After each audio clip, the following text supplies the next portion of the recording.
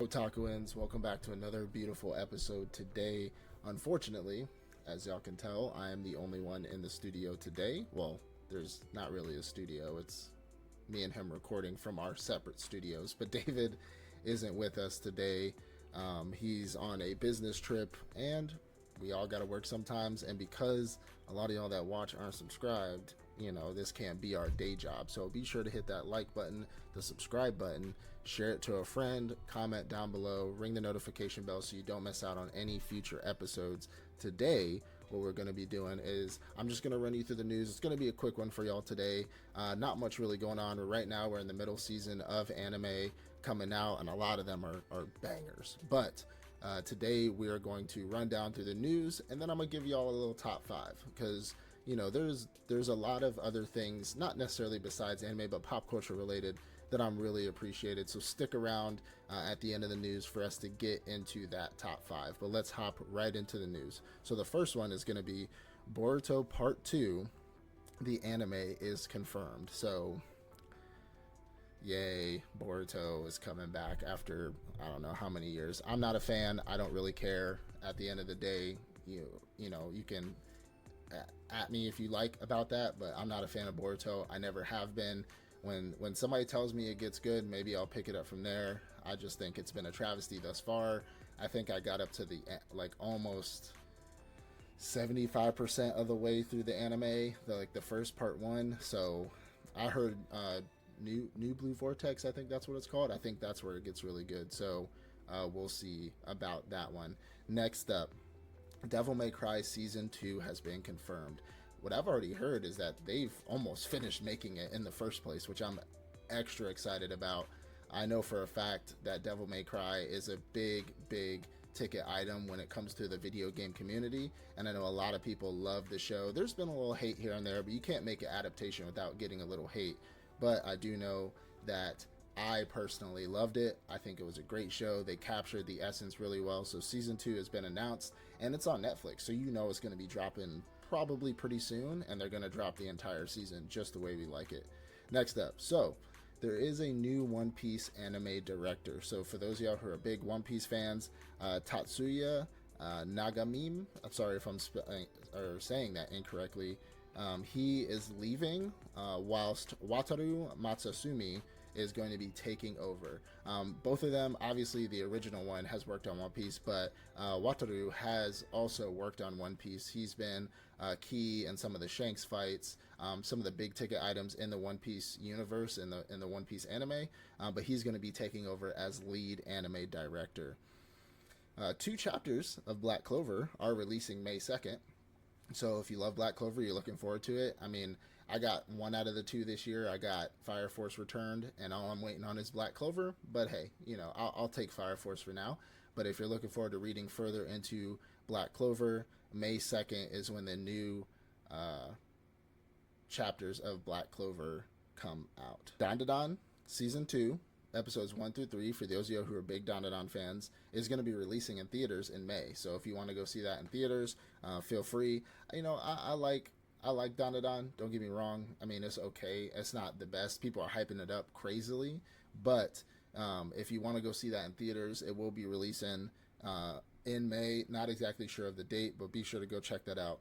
And the last thing we got, there's not a lot of news this week. I'm sorry. It's just the way it is. You know how it is. For those of y'all who stuck around a lot, the last thing, which I'm pretty excited about, there's 2 things for this specific show. So Star Wars Visions, the episode The Ninth Jedi, is getting a limited anime series, or a limited series itself, in 2026. So that episode is going to be extended into multiple episodes because a lot of fans really love that episode, and so they're putting money into it. We're getting an episode out of that.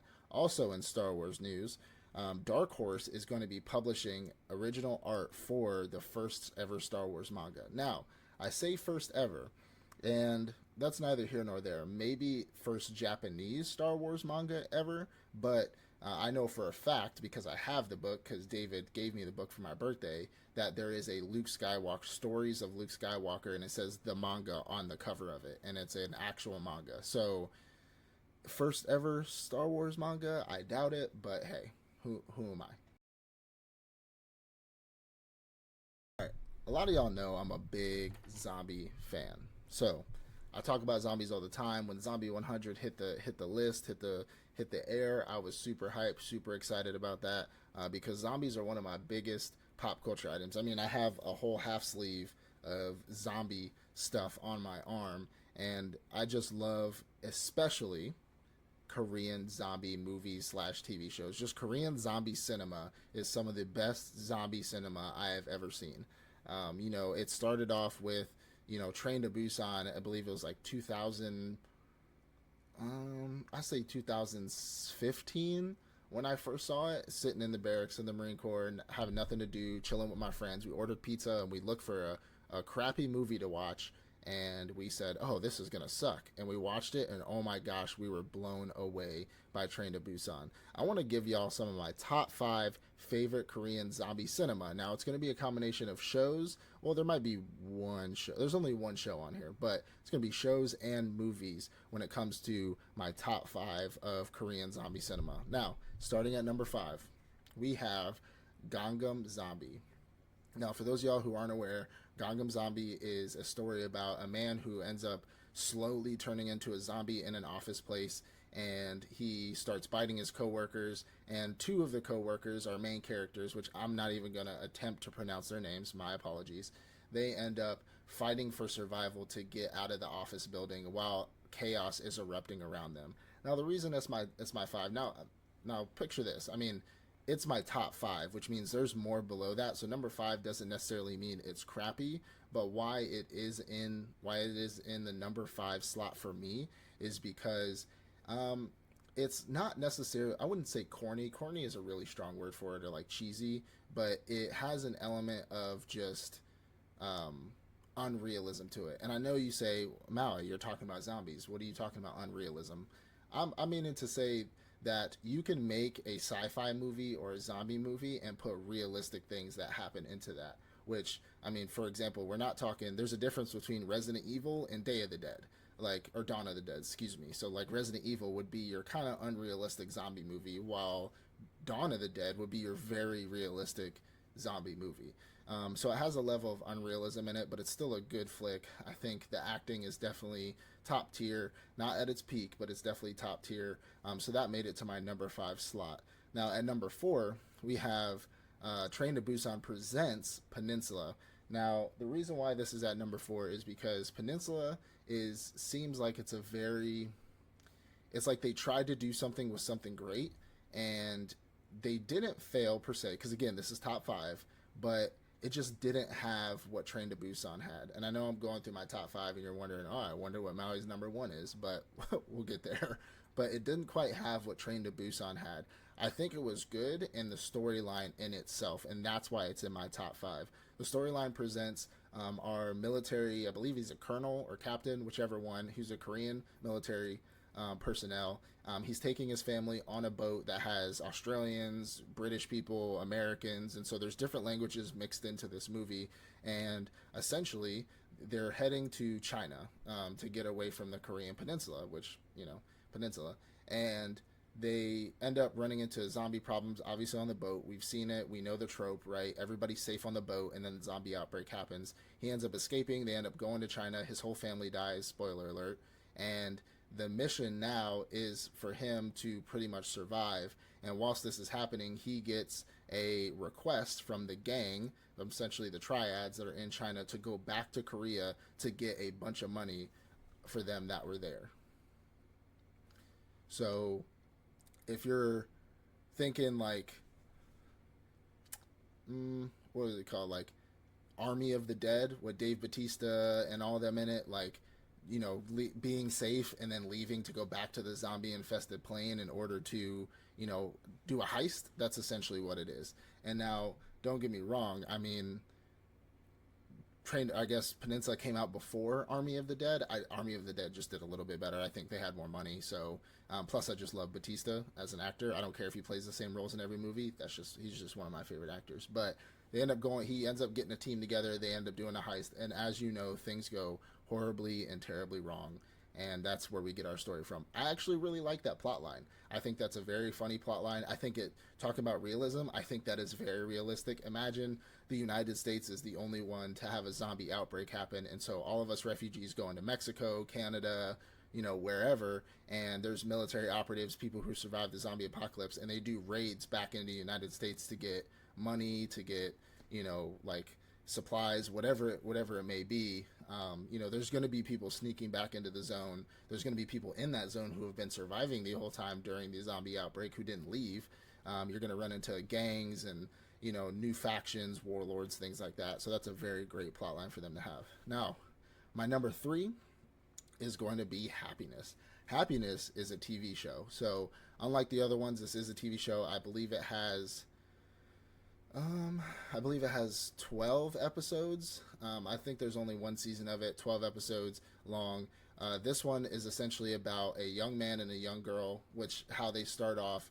They went to high school together, who essentially are in love, but they kind of have this not like love-hate relationship, but they like she jokes on him. She's a hard ass, and he's like just this like cool jock guy, and they end up growing up together. The zombie outbreak ends up happening whilst they are pretty much out in town or out in public. Well, they kind of run into the problem where she wants to think about it like any of y'all who are in the military, if you get married, you get BAH or BAS, you get more money, you get a better place to live, things like that. Well, in Korea, if you're married and have a family, your living quarters get updated, because she ended up, when she grew up, she became a SWAT police officer or special forces officer, while he continued to kind of stay the same. He played baseball, got injured, things like that. Well, they arrange a fake marriage. They end up moving into a nice apartment together, and that's when the zombie outbreak happens. And they are essentially living in this big apartment complex with a bunch of different people and a bunch of different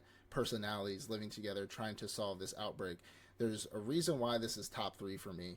One, because it has an element of romance, gore, and action in it that is mixed in really, really well, because they have the romance element of him and her together. It isn't them just like the guy gets the girl or none of that. We get to see their character development and how it evolves into what it is by the end of the show. It also has the gore and violence element of it, to where these, they're fighting off zombies. It's a zombie outbreak.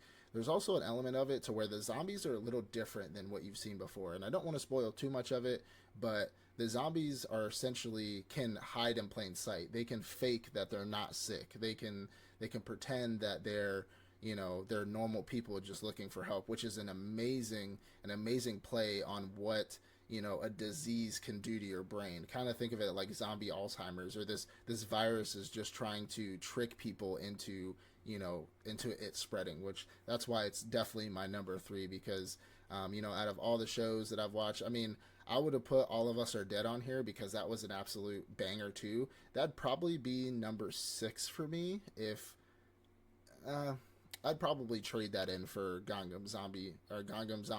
I'd probably put that at number 5, to be honest. I know I'm switching it up as I'm doing this right now, but yeah, Happiness is just a great show. It is on Netflix now. The show's been out for a while, but we haven't been able to see it in the US until they did put it on Netflix. Now, my number 2, so top 2. Number 2 is going to be #Alive. #Alive is just a great show. It's not even a show, it's a movie, excuse me. It's a great movie. I don't know where this movie was in my entire life, because it has also been out for a while, but it's pretty good in that aspect of I don't know if some of y'all have probably seen The Gorge, which is a brand new show that came out, or a brand new TV movie that came out on Apple TV Plus, where it had I think Anna Taylor-Joy, I think is her name, and then I forgot what his name is. He's a pretty famous actor as well. They're sitting on 2 different towers, and they're keeping the bad people at bay in the gorge. It's a whole thing. Think about it essentially like that. Our main characters are a young woman, and a young man who are on 2 opposing sides of apartments. While the zombie apocalypse going on down below them, they're pretty much just trying to stay safe, and they end up seeing each other and realizing that, hey, like, we can talk to each other, we can communicate, we're all alone, we might as well, like, just be out here and talk to each other, share stuff, play games, things like that. So it's about their relationship and how it fosters. And then it turns into him deciding to go over to her, a zip line, and them having to survive and fight off the zombie apocalypse together when because they finally decide that they want to leave their apartment. Just to pause there, one thing that I will say that I love about Korean zombie cinema is when I talk about realism, and I forgot to mention this earlier, when there's a difference between like Dawn of the Dead and Resident Evil, is in most of them, I can't even say most of them, probably all of them, unless the zombie virus is spread like it's further on, you still have like cell service, you can still get on the internet, you can still watch TV, like things like that, because like a week of a zombie apocalypse isn't going to shut down the entirety of the internet or destroy all cell phone towers. I know things need maintenance over time, so I'm thinking if you're in a zombie apocalypse, it's going to be years when something fails that nobody's there to fix, that it's going to eventually, eventually go out. But if you're the first few weeks or even the first few months into a zombie apocalypse, you're still going to have self-service, you can still get on the internet, you can still do all these types of things, and they portray that very well. There's only a few of them, like say Peninsula, for example, where they're years and years into the zombie apocalypse. So the Korean peninsula, South Korea itself, has no more cell phone towers. Everything's worn out, broken down, destroyed, blown up, whatever it is. So you're not going to have service there. But hashtag alive, Gangam Zombie, like all these, zombie flicks, and even Happiness in itself, you could still call people, you could still text, you can still, talk to people. And I think they also did that really well in Zombie 100, the anime, because I believe it was like up to episode 5 when they've been in the zombie apocalypse for almost a year at that point, is when they were still able to use their cell phones, still be able to make phone calls, things like that. It's very realistic, unlike American zombie flicks where zombie apocalypse outbreak just happens. I mean, I think it was it Dawn of the Dead? It might have been Dawn of the Dead. That initial, when it started in Iowa and that initial crash and everything started blowing up, and they're like, I don't have cell service. I can't get on the phone. Like, oh, da da da. I'm like, that's not realistic. At the end of the day, you're still gonna have coverage. I mean, cell towers aren't right next to you at your house. They're out in fields like miles away from you. And so unless those things get blown up or they fail for whatever reason, you're still gonna be able to, use your cell phone, which I really like about that. And hashtag alive does a good job at portraying that. And there's a reason why it's called hashtag alive, is because our man is a video game streamer. He's just a streamer in general, blogging, video games, whatever it is. And he is going on the internet, typing up his experience, putting videos on the internet, doing selfies, making blogs about the zombie apocalypse, like everything like that. And so it's pretty much our story between those two people. Now, my number one, to wrap it up today, get y'all out of here, my number one is going to be, can you guess? Train to Busan. And the reason why Train to Busan is my number one, I can honestly admit that it's because of nostalgia. I love Train to Busan. I think Train to Busan is a fantastic movie. It is the first iteration in the Train to Busan series, which the second one is what I said before at my number 4, which was Peninsula. And Train to Busan follows a family who essentially are just trying to get out of the city to get to Busan during a zombie apocalypse, and it has my boy Don Lee in it. Donnie Lee is my favorite Korean actor by far. Really big Korean guy. If you see any Korean movies and you see the really big Korean guy who can fight and he's super strong, that's Don Lee. I guarantee it. He's in this movie as well. And think about it like Snakes on a Plane, but it's zombies on a train. So like, these people are all trying to get on this train to go to Busan, which is supposed to be a safe city, whilst they're trying to fight the zombie apocalypse. So they're on the train, zombie outbreak happens, train stops, they get off, they get back on the train. It's literally all around trains and train stations, how this whole story plays out. And I think it's a great plot line. It's way better than Snakes on a Plane. And we get Don Lee action in there. It is my top number one favorite in zombie cinema. And it honestly has been a couple, well, I'd say almost a year, maybe a little over a year that I've seen the movie, because I'm still trying to follow up. I mean, there's still so much zombie like cinema that's out there Korean wise. There's also Chinese ones as well. I think there's one called Sadness. It's a Chinese zombie film made in like 2021 that I need to check out as well. There's a lot of Asian cinema that involves zombies that I think they just kind of cornered the market on Asian well, not Asian zombies, but I mean, I guess they are technically Asian zombies, but they cornered the market on zombies. The United States really hasn't made any decent zombie films in a long time. I mean, they're always trying to recreate Resident Evil, which got it. I love Resident Evil, don't get me wrong, but like, let's wrap it up. Let's get a fresh new zombie, zombie movie. I believe that, honestly, I think they just quit because a lot of zombie shows are coming out. I mean, we had The Walking Dead, we had there's that one that was really crappy. It was on Netflix as well. Not Z Day. Was it Z Day? Not Generation Z. I think it was like Z Day or something like that, where it had the dude who was immune to zombies and then he can control zombies. But then we have all these zombie shows that are coming out, but the only good one was The Walking Dead. And then we have all these spin-offs of The Walking Dead, so no zombie movies are being made. And I think we really need to like ramp it up on that because Korea's taken over in the zombie game. But anyways, those are my top 5 favorite zombie cinemas. Be sure you check those out. A lot of these are free to watch. I believe Train to Busan is still on Netflix. Peninsula, I believe, is coming to Netflix this week. I know it's on Amazon. Hashtag Alive is on Amazon, I believe, and Netflix. Happiness is on Netflix. And then Gangam Zombie, I think, is on Tubi. So be sure to check those out. Y'all have free reign. Let me know down in the comments if I'm missing anything, if my top 5 should be arranged, or you think anything should be up in my top 5. Again, David's not here. He'll be back next week, so we'll be able to chat it up. We'll be able to get back on a regularly scheduled program. I appreciate you guys. I love you. I'll see you in the next one. Peace out.